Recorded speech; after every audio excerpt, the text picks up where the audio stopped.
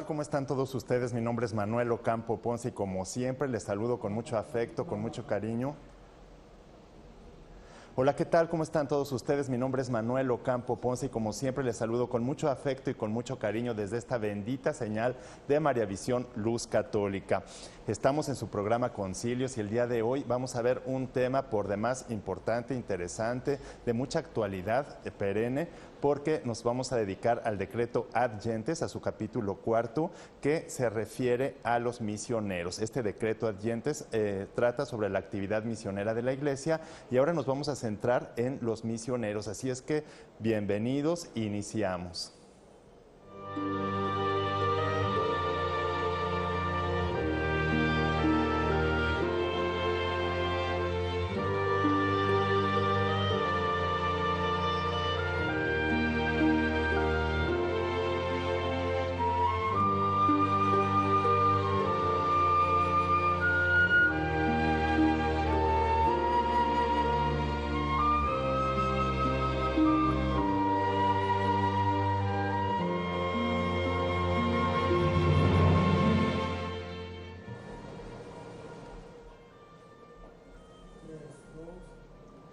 Como siempre, contentísimos de que nos permita entrar a sus hogares desde esta bendita señal de María Visión Luz Católica.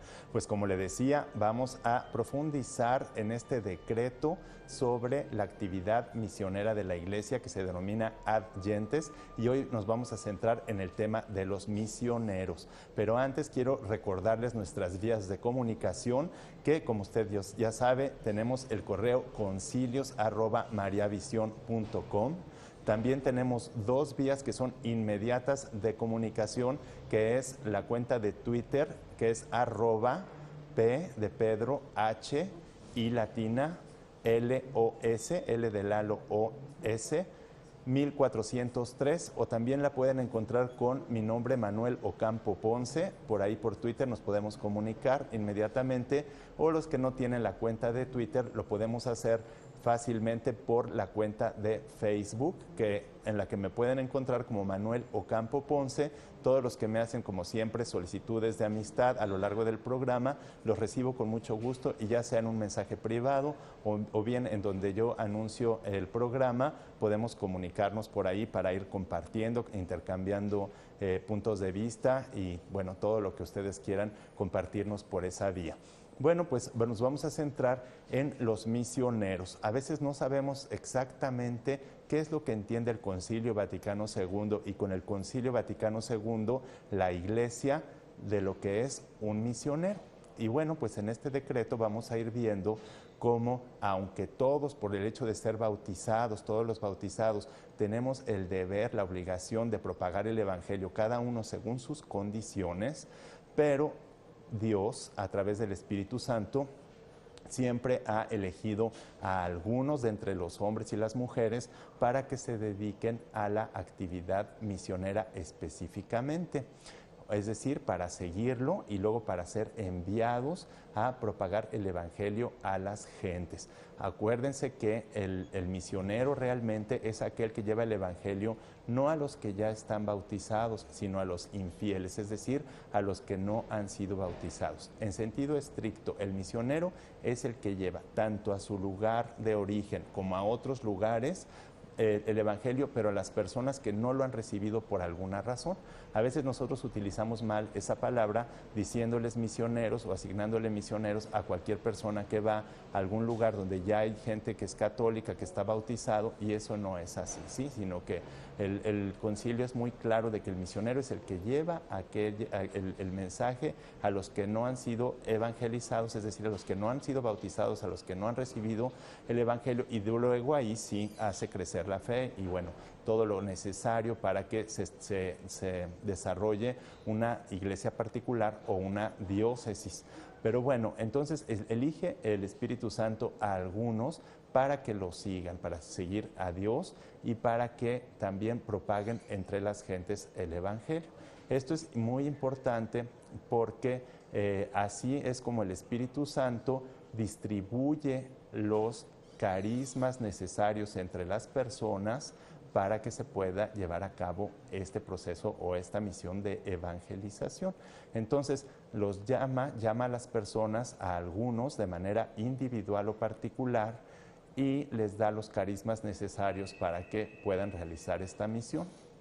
Obviamente, también suscita el Espíritu Santo o Dios mismo, suscita la formación de unos organismos que la Iglesia y el Concilio Vaticano II denomina institutos. ¿Pero qué son los institutos? Los institutos están encaminados exclusivamente a las misiones. Y los institutos son aquellas órdenes, aquellas congregaciones, aquellos institutos, porque también hay institutos seculares, institutos de seglares y sacerdotes, o asociaciones también que tienen como finalidad la evangelización a través de las misiones. Entonces, los institutos se conocen como institutos en la Iglesia Católica. Estas cuatro formas o cuatro organizaciones, que son las órdenes religiosas, las congregaciones, los institutos y las asociaciones. Ahí vemos que tenemos dos veces la palabra institutos, es decir, una palabra muy general que acoge a todas estas cuatro y otra particular que dentro de los institutos, que son las cuatro, hay otros institutos que son estos institutos que son de vida apostólica o de vida consagrada, que pueden ser, como les decía, de seglares o de sacerdotes o de religiosos. Esto es importante también ver que el documento especifica muy claramente que dentro de los que reciben esta vocación o este llamado a seguir a Dios de esta manera y a ser enviados para ser misioneros, pues encontramos algunos que son sacerdotes, otros que son religiosos y también seglares, pero que deben tener ciertas características muy especiales. No cualquiera puede ser misionero porque, como ustedes saben, cada uno tiene una vocación específica. Cada bautizado y cada persona tiene una vocación específica por medio de la cual ejerce su ministerio o ejerce su vocación o ejerce, se realiza en su vida personal en función de los objetivos que Dios ha preparado para él, para su vida, para su realización. Por eso hay que estar atentos a nuestra vocación, porque la vocación no es exclusivamente a ser religioso, a ser religiosa, o a ser monje, o a ser monja, o a ser sacerdote.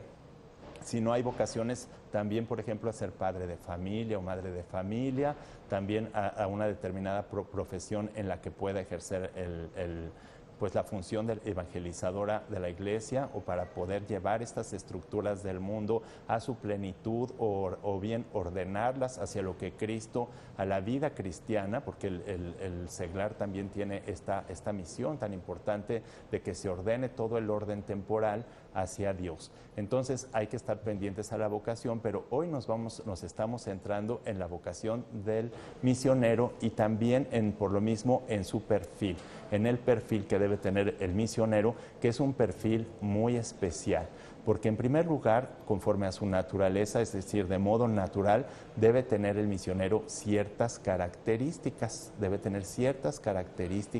cierta creatividad, ciertas características naturales conforme a su personalidad, incluso hasta su estructura física, su salud emocional. Estas características naturales que ya trae la persona son muy importantes. Pero además también, Dios, por medio de su gracia, le da otras características que son necesarias para poder realizar su función o su misión evangelizadora. De modo que entre estas otras características, pues tiene que tener una disposición para una entrega total y completa al trabajo misional. Aquí podemos entender dos niveles de las misiones.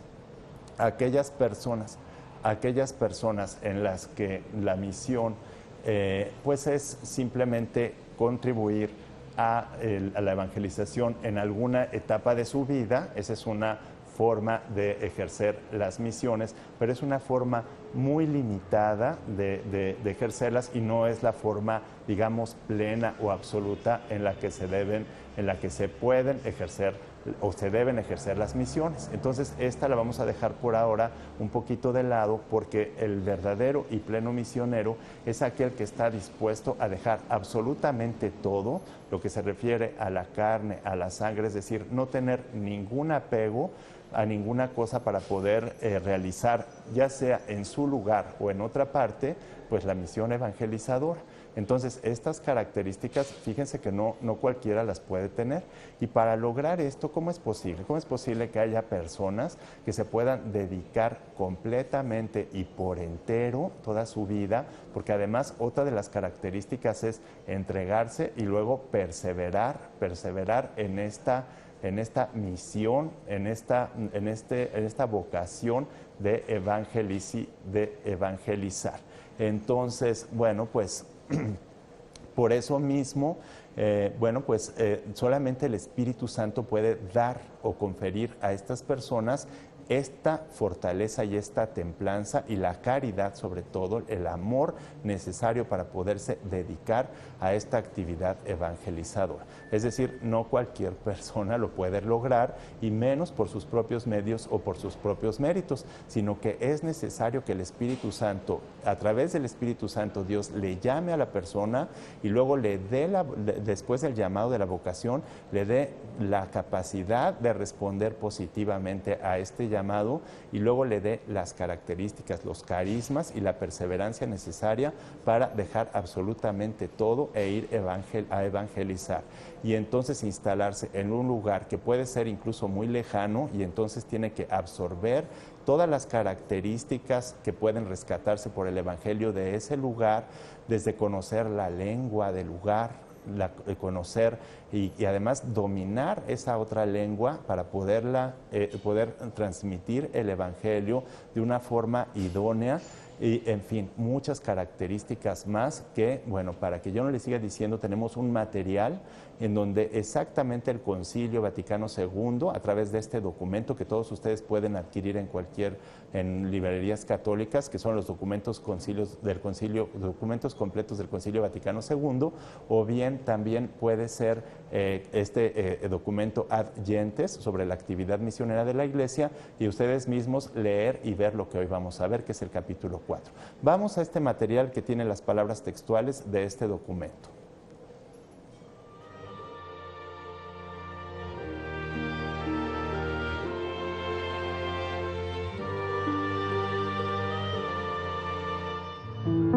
El capítulo 4 del decreto Ad Gentes sobre la actividad misionera de la Iglesia está dedicado a los misioneros, y a partir del número 23 se refiere a ellos afirmando textualmente que, aunque a todo discípulo de Cristo incumbe el deber de propagar la fe según su condición, Cristo Señor, de entre los discípulos, llama siempre a los que quiere para que le acompañen y para enviarlos a predicar a las gentes. Por lo cual, por medio del Espíritu Santo, que distribuye los carismas según quiere, para común utilidad, inspira la vocación misionera en el corazón de cada uno y suscita al mismo tiempo en la Iglesia institutos.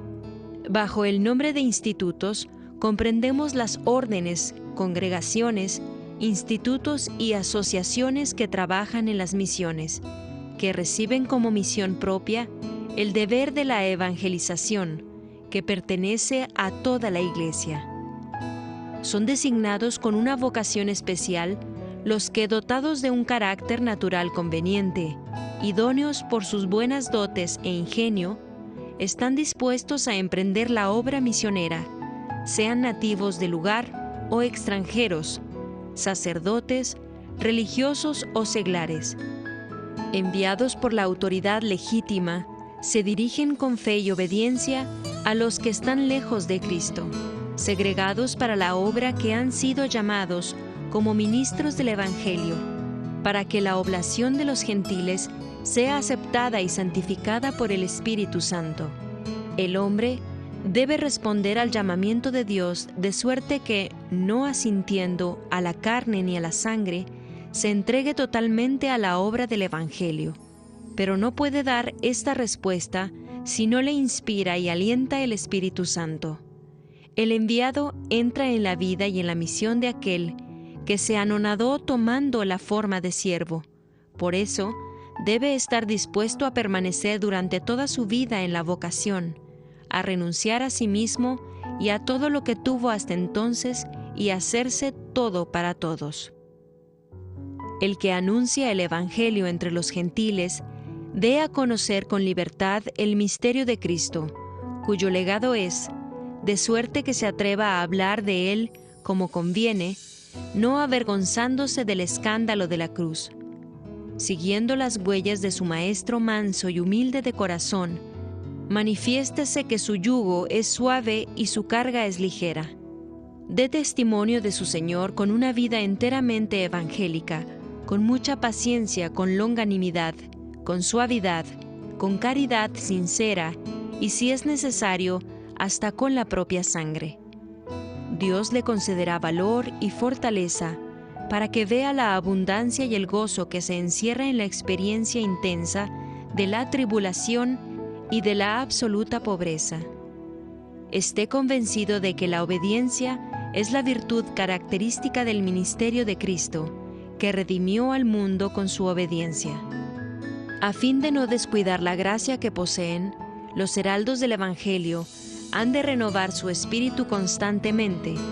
Los ordinarios y superiores reúnen en tiempos determinados a los misioneros para que se tonifiquen en la esperanza de la vocación y se renueven en el ministerio apostólico, estableciendo incluso algunas casas apropiadas para ello. El futuro misionero ha de prepararse con una formación característica espiritual y moral para un trabajo tan elevado. Debe ser perseverante en las dificultades, paciente y fuerte en el sobrellevar la soledad, el cansancio y el trabajo infructuosos. Se presentará a los hombres con apertura de alma y grandeza de corazón. Recibirá con gusto los cargos que se le confíen. Se le acomodará generosamente a las costumbres ajenas y a las cambiantes condiciones de los pueblos. Ayudará a sus hermanos y a todos los que se dedican a la misma obra, con espíritu de concordia y de caridad mutua, de suerte que, imitando juntamente con los fieles a la comunidad apostólica, constituyan un solo corazón y una sola alma. Ejercítense, cultívense, elévense y nútranse cuidadosamente de vida espiritual con estas disposiciones de alma, ya desde el tiempo de la formación. Lleno de fe viva y de esperanza firme, el misionero sea hombre de oración. Inflame en espíritu de fortaleza, de amor y de templanza. Aprenda a contentarse con lo que tiene. Lleve en sí mismo con espíritu de sacrificio la muerte de Jesús, para que la vida de Jesús obre en aquellos a los que es enviado. Consuma todo gozoso por el celo de las almas y sacrifíquese él mismo por ellas, de modo que crezca en el amor de Dios y del prójimo, con el cumplimiento diario de su ministerio. Cumpliendo así con Cristo la voluntad del Padre, continuará su misión bajo la autoridad jerárquica de la Iglesia y cooperará al misterio de la salvación.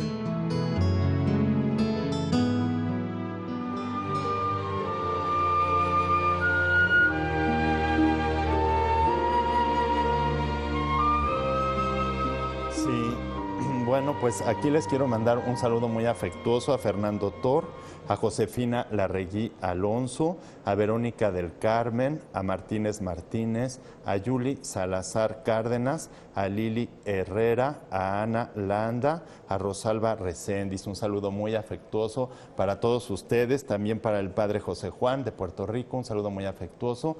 Y bueno, pues ya vemos en este documento que no cualquiera puede ser misionero.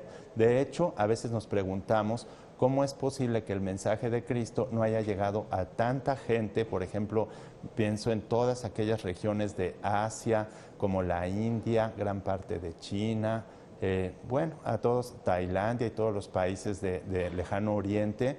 pues lo poco que ha llegado o prácticamente nada que ha llegado la evangelización, incluso en nuestras mismas tierras de América Latina, que son predominantemente católicas, encontramos una dificultad muy grande para llegar a algunos pueblos. Otros ya se encuentran en la apostasía. ¿Qué es la apostasía? La apostasía es cuando se recibió el evangelio, cuando fue bautizada la persona y después abandona la fe, ya sea porque se va a alguna secta o alguna otra religión. Y entonces tenemos que en el mundo contemporáneo, en el contexto actual, a 50 años ya del Concilio Vaticano II, pues encontramos un reto más. Es decir, no solo tenemos todas estas vastas regiones a las que no ha llegado el Evangelio y que no han sido bautizados, sino que los bautizados, incluso, bueno, otros que son de familias de bautizados, como sucede en Europa, donde los padres de familia son bautizados o donde bautizaron a sus hijos, pero estos apostataron, es decir, ya viven o en un ateísmo práctico o teórico y práctico, es decir, como si Dios no existiera. Entonces encontramos un doble reto para el misionero, el reto de evangelizar a aquellos que no han sido bautizados, y ahora encontramos el de atraer nuevamente a las personas que están en la herejía o en la apostasía, que es muy grave, ¿sí? Y dentro de estas personas pues se encuentran, como les digo, vastas regiones en Europa y en otros países. De modo que, bueno, pues ahora cuando vemos este documento nos damos cuenta que pues se requiere no solamente todo esto que nos dice Dios, de que el Espíritu Santo nos llame y nos dé la fortaleza y nos dé la caridad y la templanza y la longanimidad y la paciencia y la perseverancia para poder lograr todo esto, sino que se requiere, como siempre, la libertad del hombre. Es decir, que haya personas que estén dispuestas a escuchar este llamado y a seguir en estas características a Dios. En la medida en que hay estas personas que escuchando el llamado se hacen dóciles a Dios para ser llevadas, conducidas, porque hay que recordar que nadie por sus propios méritos puede ser llamado, y tampoco nadie puede tampoco ejercer estas cosas que son tan difíciles y que prácticamente sobrenaturalmente es imposible casi lograr si el Espíritu Santo no se las da, no lo mueve a que realice este tipo de misión, prácticamente, como les digo, sobrenatural. Pero hay una condición siempre, que es la libertad humana. El ser humano tiene que dejarse llevar. Si no nos dejamos llevar, si nos oponemos a la gracia y a la moción del Espíritu Santo, ahí Dios, pues realmente, a menos que nos confiera una gracia que se llama gracia eficaz, entonces hace por esta gracia eficaz que queramos libremente. Pero de no ser por esta gracia eficaz en la que Dios hace que libremente aceptemos, libremente, o sea, no anula nunca la libertad del hombre, de no ser por eso, pues el hombre tiene que dejarse conducir, el hombre, la mujer, el misionero, las personas que están, aquellas personas que están llamadas en esta vocación, que es una vocación además muy específica, a llevar el mensaje de Cristo de esta manera. Entonces, vemos las características, el perfil que debe tener estos misioneros, y vemos también lo difícil que debe ser para poder formar a los misioneros para estarlos, revitalizando. Es decir, dice que el ordinario del lugar, es decir, los obispos, tienen que llamarlos constantemente o periódicamente para que reaviven su fe, para continuar con su formación, para que estén completamente alineados a la autoridad legítima de la Iglesia, y entonces con esto, pues se lleve a cabo de una manera eficaz y eficiente toda esta actividad evangelizadora. Entonces, bueno, ya vemos lo difícil que es, pero no es imposible, puesto que Dios a los bautizados pues les llama. Lo difícil es ahora, porque el mundo contemporáneo, como nosotros lo sabemos, pues nos lleva en el sentido contrario de lo que Dios quiere para el mundo y para su Iglesia. Estamos en un mundo pragmático donde la tecnología domina al hombre en lugar de que el hombre domine la tecnología, y como la tecnología domina al hombre porque está en función de los intereses principalmente económicos y políticos, pues entonces el hombre queda prácticamente en la esclavitud respecto a estos procesos, sobre todo a los procesos técnicos, y va destruyendo todo el entorno y aparte se va destruyendo a sí mismo. Y es esto lo que impide principalmente que haya una evangelización adecuada. Esto es lo que hace que se impida la evangelización adecuada y que no haya los misioneros que respondan adecuadamente y satisfactoriamente al llamado que Dios les hace. Pero bueno, pues para esto hay que tener pues vocación, hay que tener formación, hay que continuar en la formación y más adelante vamos a ir viendo cómo es esta formación que deben tener los misioneros para poder ejercer esta misión tan importante dentro de la iglesia. Bueno, pues como vemos ya las misiones toman parte fundamental de la actividad de la iglesia, de la actividad de toda la iglesia. No se reduce la actividad de la iglesia exclusivamente a las misiones, pero sí tienen las misiones un papel preponderante, una actividad preponderante dentro del programa o del plan de salvación que Cristo tiene en el mundo. Bueno, supongo que también les habrá llamado la atención algunos términos, como por ejemplo el término longanimidad. A veces ya estamos tan alejados del lenguaje de la Iglesia Católica que ya hoy escuchamos palabras y decimos, bueno, pues esta palabra la he escuchado mucho, pero realmente no sabemos a ciencia cierta lo que es la longanimidad. Como dice la palabra, longanimidad es ánimo largo, longitud de ánimo, es decir, que tenga el ánimo, pero durante mucho tiempo para poder perseverar en esta misión tan difícil con todas las características que escucharon ustedes que debe tener el misionero, sobre todo todas fundadas en la caridad, en el amor, en la paciencia y además en la sumisión, en la pobreza, en a veces el trabajo que es ingrato, como le decía el documento, porque es infructuoso, y además vivir el evangelio y vivir el cristianismo de una manera íntegra y auténtica. Pero bueno, vamos a un corte y regresamos con más. No se vaya.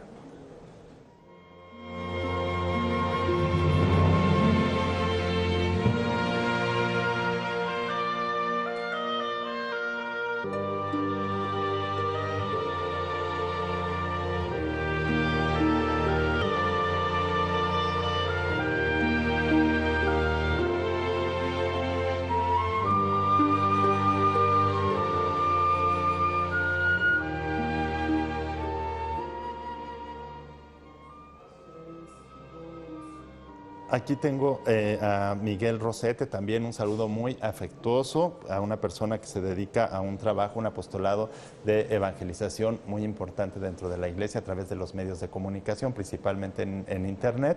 Bueno, un saludo muy afectuoso para Miguel Rosete.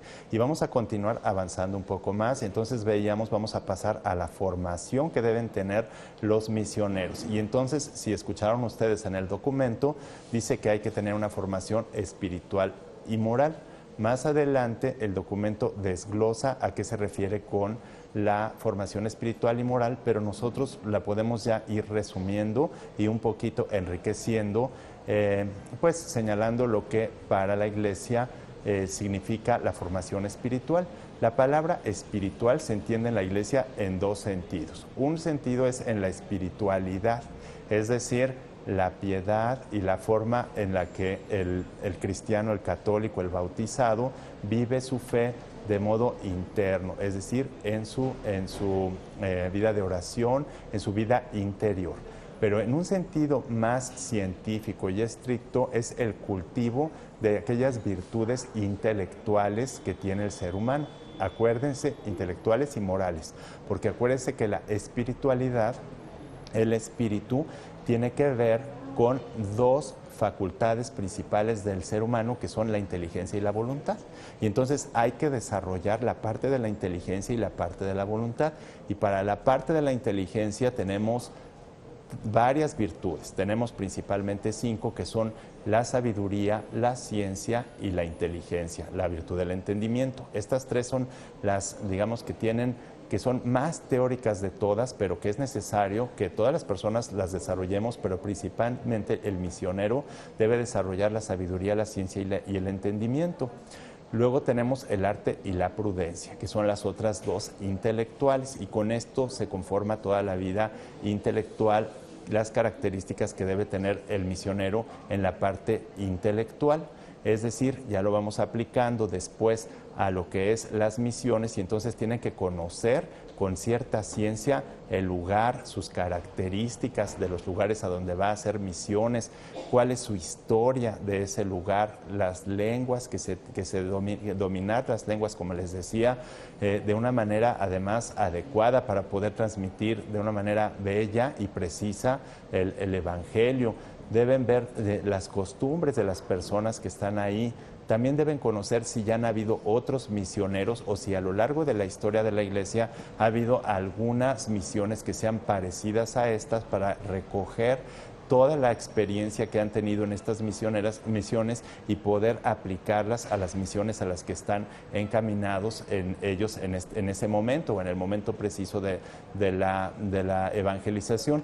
Por eso tenemos, para que se desarrolle todo esto, además de todos los cursos necesarios, pues una disciplina que se llama misionología, que es específicamente cómo deben llevarse las misiones, y en esta misionología van a saber ellos, van a integrar toda la riqueza y el patrimonio que tiene la Iglesia como experiencia en las misiones. Pensemos en las misiones que hubo en el siglo XVI a América, cómo llegaron los misioneros españoles a América, lo que ahora es América Latina, que bueno, no solamente fueron los españoles, sino le llamamos latinos porque también hubo colonias que eran portuguesas, como es Brasil, y otras que también fueron francesas, etcétera, aunque fueron menos. Bueno, Brasil es muy grande, pero bueno, fueron católicos que llegaron aquí de misioneros y que por lo tanto trajeron el Evangelio, y tenemos que, el evangelizador tiene que conocer entonces esta historia de las misiones con toda la riqueza que se puede recoger y aplicar para nuevas misiones, y también conocer las características del lugar, la ciencia, la tecnología, todo lo que hay ahí que se puede además rescatar y utilizar para la evangelización. Acuérdense que una de las características también importantes que debemos tener los cristianos es el de no estar siempre condenando y discriminando. A veces tenemos digamos, ese vicio y esa falta de formación católica y de vivencia de lo que es el catolicismo, de estar condenando a los demás. Y entonces rápidamente hacemos la distinción entre los buenos y los malos, los que sí son y los que no son. Y eso es un espíritu anticristiano, porque si nosotros reflexionamos un poquito, ¿verdad?, en lo que fue la vida de Jesucristo, aquellos tanto seglares como sacerdotes y religiosos que reflexionemos sobre esto, nos daremos cuenta de que Jesucristo rara vez, solamente respecto a las personas que abiertísimamente lo rechazaron, aún haciendo milagros y todo, a esas personas las rechazó definitivamente.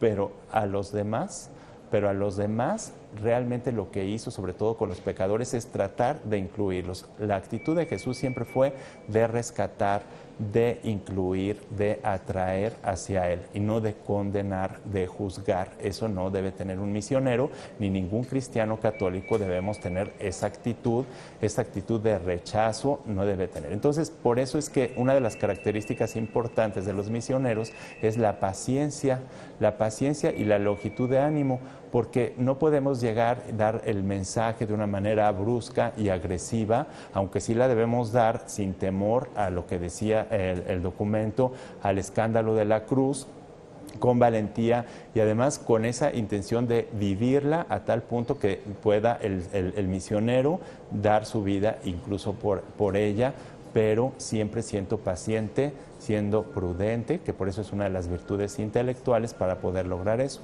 Y luego vienen las virtudes morales, que son dentro de ellas las más importantes que menciona el documento, la fortaleza y la templanza. Entonces, aunque estas dos sin justicia no se puede. Entonces, vamos a avanzar un poquito más en las palabras textuales del documento para que ustedes vayan viendo cómo se va desarrollando todo esto que les estoy platicando, pero de la viva voz del Concilio Vaticano II. Así es que pongan mucha atención en este material.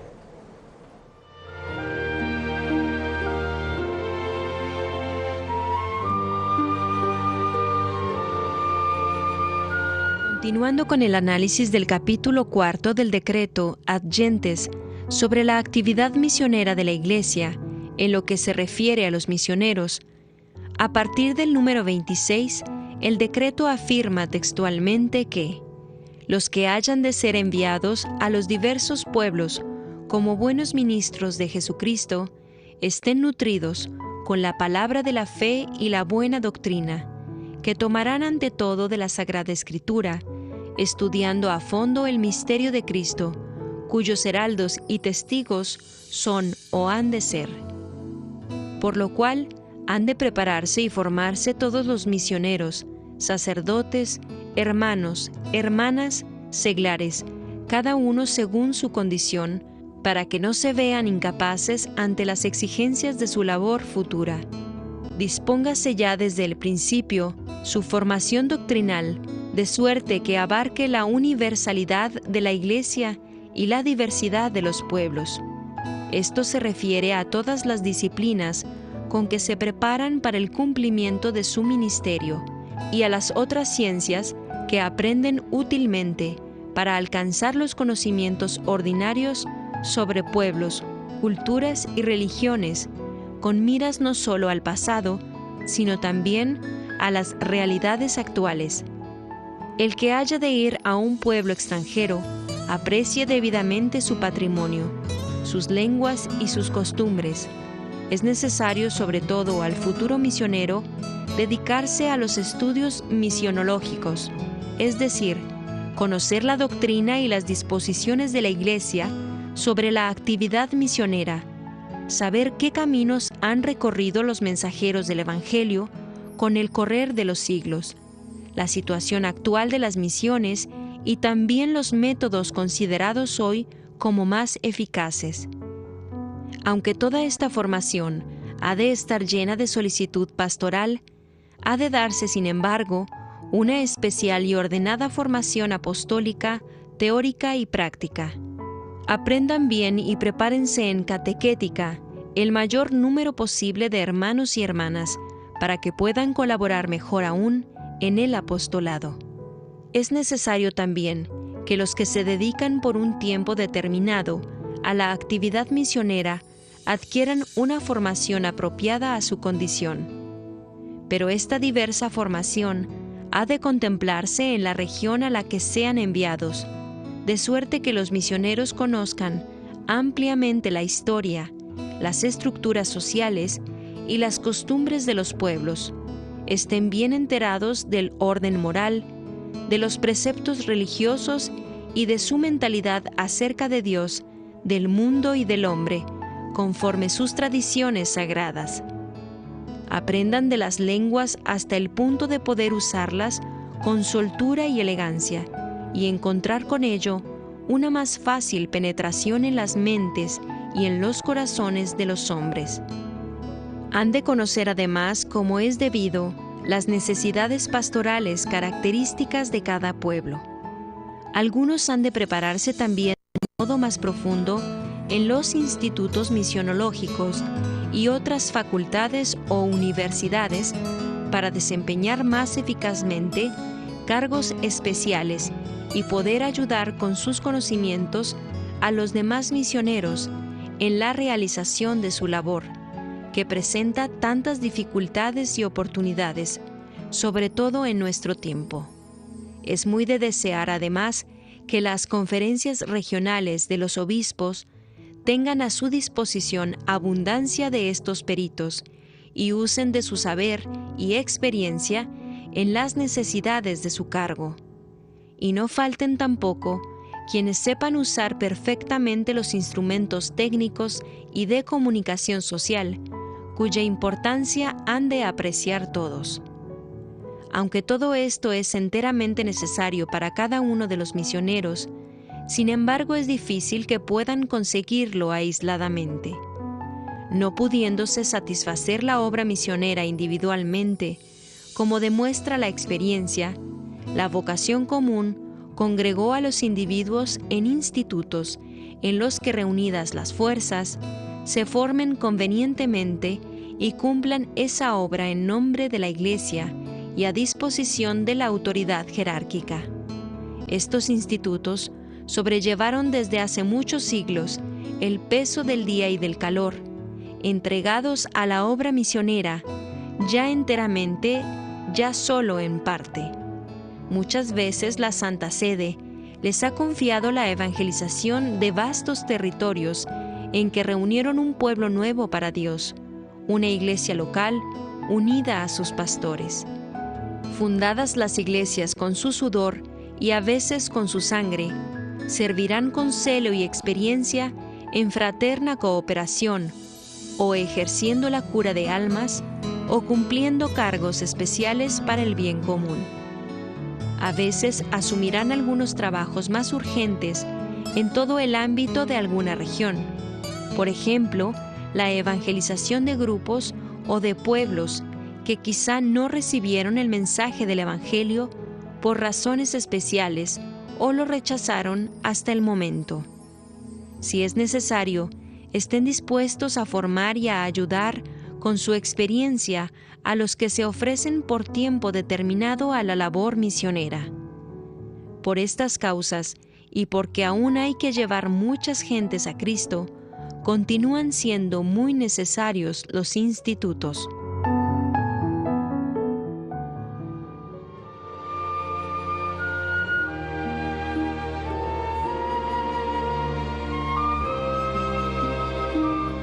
Pues aquí sigo recibiendo sus comentarios, sus saludos con mucho cariño. Muchas gracias a todos los que nos están saludando. Y bueno, pues ya vieron ustedes todo lo que hemos estado diciendo, cómo viene más específico aquí en este documento del Concilio Vaticano II. Y cómo a 50 años del concilio esto sigue vigente. De modo que hay que profundizar. El misionero tiene que prepararse muy ampliamente para las misiones. No cualquier persona puede ser misionera y a veces abusamos muchísimo de la palabra misiones o de los misioneros y pensamos que cualquier persona o aunque no tenga ninguna formación, ya puede ser considerada como misionero. A veces yo pienso que como parte de la formación, digamos, a algunos jóvenes se les lleva como si fueran de misiones, pero en realidad lo que van experimentando estos jóvenes es a ver si realmente tienen la vocación para misioneros y una vez que adquieren o que reciben esa vocación, si dan una respuesta adecuada para poder seguir este proceso tan complejo para poder formar parte de los que hemos dicho se llaman institutos, de los institutos que son el medio por el que la Iglesia oficialmente, a través de los ordinarios del lugar, es decir, de los obispos, realiza la evangelización a aquellos pueblos, como decía el documento ahora, que no han recibido el Evangelio o aquellos que lo han rechazado o que no ha podido entrar el Evangelio, porque también hay lugares que por la misma cultura, por el contexto en el que están, pensemos nosotros, por ejemplo, en China, en la India, donde el mismo lenguaje es tan distinto, ¿verdad?, al lenguaje al latín, por ejemplo, a la lengua latina, que es en donde se ha desarrollado principalmente pues toda la parte más importante de la Iglesia, y sin embargo, bueno, no podemos reducir al latín, aunque sabemos que en principio fue el griego. Bueno, primero fueron las lenguas propias de Jesucristo, después el griego, que se llamaba koiné, después el latín, se tradujo al latín la Sagrada Escritura, y en el latín pues se desarrolló por el Imperio Romano, pues y su caída, la mayor parte de lo que tenemos como cultura occidental cristiana católica. Pero a llegar, ¿verdad?, a través de esto a las lenguas vernáculas, es decir, a las lenguas propias de cada lugar con sus características, pues es realmente difícil, y por eso el misionero tiene que prepararse muchísimo, tanto en lo espiritual, en lo moral, como les decía, en la cultura, en el contexto, en conocer todas las características de estas personas y conocer perfectamente a la luz del Evangelio toda la parte teórica y vivirlo intensamente para poder así evangelizar. Acuérdense que aquel misionero que no vive su fe plenamente difícilmente va a lograr lo que debe, es decir, evangelizar, y más bien lo que puede hacer es escandalizar. Entonces, que también tenemos muchos casos porque los cristianos pues somos débiles tenemos muchos errores y por eso el misionero debe tener una gracia muy especial para poder desarrollar las misiones con las características y con la virtud que requiere un misionero para poder continuar con el proceso de evangelización. Realmente este documento, yo creo que en este capítulo 4, pues es bastante específico, muy claro en las exigencias y demasiado exigente y puntual en lo que debe ser realmente un misionero y cómo debe integrarse en la iglesia y cómo debe estar alineado a la jerarquía eclesiástica y a la legítima autoridad de la iglesia, ya sea seglar, ya sea religiosa o religioso, o ya sea sacerdote. En estas tres formas que vienen muy claras en este documento, se tiene que llevar el proceso, se debe llevar el proceso de evangelización, de modo que en unidad trabajen estas tres áreas y además trabajen todos los misioneros apoyándose unos a otros para que en esta unidad también, en esta integridad, tanto de vida como de vida comunitaria y de integridad con otras comunidades misioneras, se pueda lograr fortalecer todo el trabajo de las misiones. Pues realmente vemos que lo difícil, ¿verdad?, que es todo esto, y por eso mismo pensamos que a 2000 años de la venida de Jesucristo, pues realmente, como lo hemos dicho muchas veces, es una minoría los que realmente son bautizados, porque estamos hablando de 1.200.000 cristianos contra los 7.000 millones de habitantes que tiene aproximadamente la población mundial. Entonces hay que pedir a Dios que haya muchas vocaciones de misioneros, porque realmente a veces pedimos, ¿verdad?, que haya sacerdotes, pero no pedimos por los misioneros, y es urgente que haya misioneros porque el mensaje del Evangelio tiene que llegar absolutamente a todos y no nada más a unos cuantos que se alimenten con él y que se queden ahí, digamos, estériles en lo que se refiere a la propagación del Evangelio. Pero bueno, pues realmente ha sido un placer estar aquí con ustedes, es un placer que nos haya permitido entrar a sus hogares. Como ven, estamos en un nuevo set, en un set diferente pero provisional,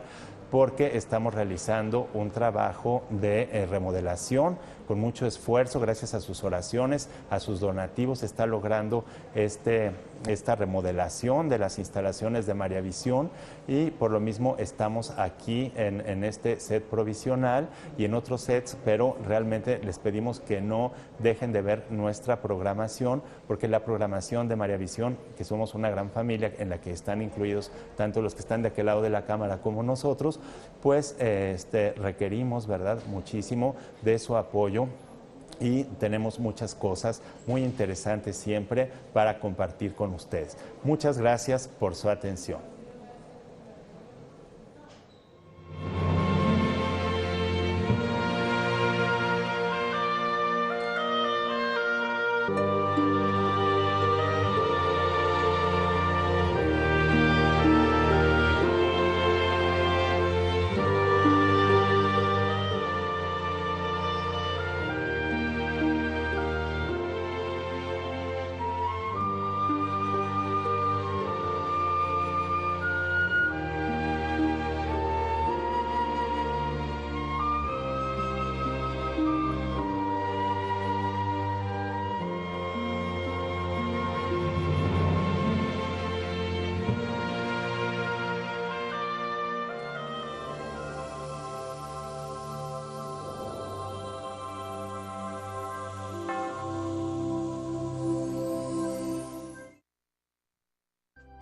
Si usted desea una copia de este programa, por favor contáctenos a los siguientes teléfonos. Desde el extranjero, marque 0052 33 3770 1814 y del interior de la República Mexicana al 01900 849 3507 o escríbenos a nuestro correo electrónico tiendavirtual@mariavision.com y visita nuestra página web www.mariavision.com.